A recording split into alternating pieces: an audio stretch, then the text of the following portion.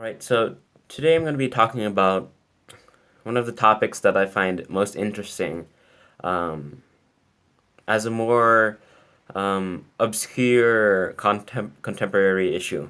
And that topic is about anti-intellectualism and conformity, which is very prevalent nowadays, especially in school and nearby society. So that's my first point. What are the modern implications of anti-intellectualism and conformity?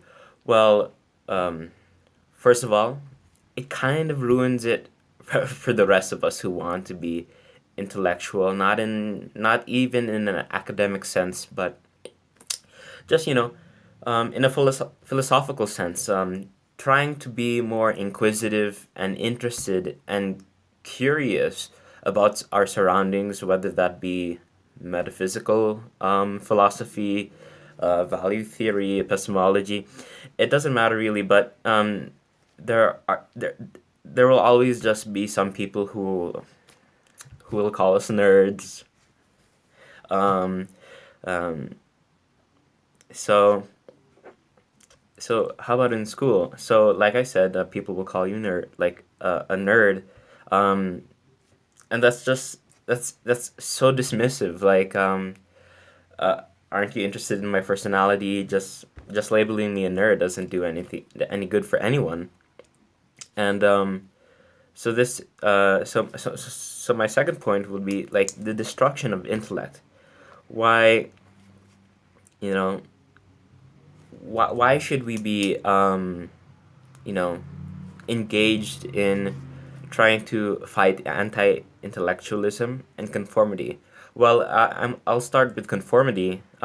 This is a topic that me and my friend um, have been talking about for a long while, and you know, conformity. It's just that you want to conform to norms, standards, whether set by the government or society or your school.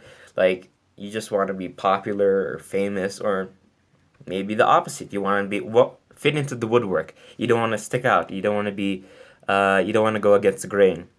And so, um, I think conformity is a major issue in today's society because it hinders someone's the chase towards uniqueness. Obviously, when you want to have an intellectual conversation, you just don't want everybody agreeing. You don't want everybody conforming to the precept presented. You want a civil discussion, but you want to have some conflicting ideas because if ideas are conflicting about a certain issue, the truth in some instances inevitably lies between you two. And so this is the problem with conformity in today's society.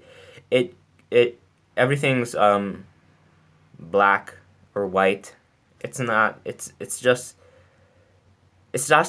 not tenable if we want to have a lively society that's quite interesting and whets people into wanting to find interest in day-to-day life. Um, and then anti-intellectualism, how does it destroy intellect? Well, of course, it destroys the desire to be intellectual. If you um, well, in like my case, intellects. I have to concede that intellects want to share their intellect to the world 24/7.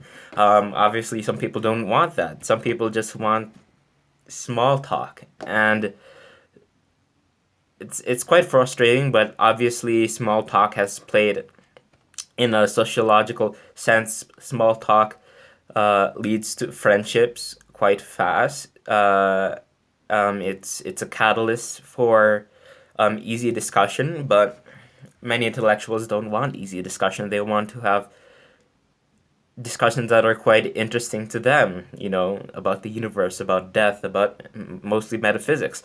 Um, So it's kind of, there's a partition, there's a schism between, you know, intellectuals and, you know, people who just want to enjoy life, I don't know, without having, you know, it's called doxa. People just like the public opinion, the public consciousness doesn't want to be um, enthralled with this over intellectual discussion. But that anti-intellectualism, it favors a greater majority because I guess intellectuals are just a minority. We just have to accept that, and so this is a major problem with anti-intellectualism. And so my third point is, how can we reverse anti-intellectualism and conformity if society sees the need to? And one thing I jotted down here is that social norms play a large part in incubating these two concepts, intellectualism and conformity. When I was actually searching up on Google the other day, what is the definition of a nerd? And of course, I'm assuming the nerd to be an intellectual in this, in any way, shape, or form, just for the purpose of this discussion. But anyways, what is the definition of a nerd? And one is, of course, you know, the intellectual definition. He or she is, you know, interested about learning, maybe overly interested that it affects their capacity to have normal conversations. But the other definition struck me. It said a socially awkward person is a nerd. Can you believe that? Such duality in the definition of being a nerd. And so even in like a dictionary which is supposed to be you know, objective, like down to getting down to the point, it there's this duality of how society views intellectuals, you know, socially awkward or indefinitely intellectual. And so I think how we can reverse these two, you know, detrimental concepts is by changing social norms and mores. And obviously that's gonna take a long time. Um, but who knows? Maybe with um, technological innovations, we have to change social norms in order for people to, I don't know, fit with the current pace of modernity. Um, so, so what are the final implications that I want to impart?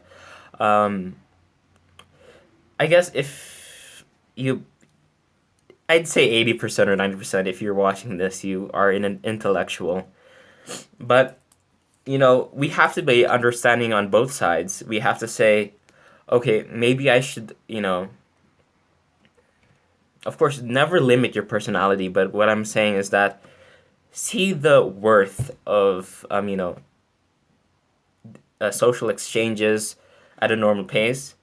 And of course, defend your personality and being an intellectual in school, at work, and in as a constituent of society. Um, of course, try to share those things to other people in society, whether they harden their hearts or not. I believe trying to lessen anti-intellectualism and conformity will benefit all of us.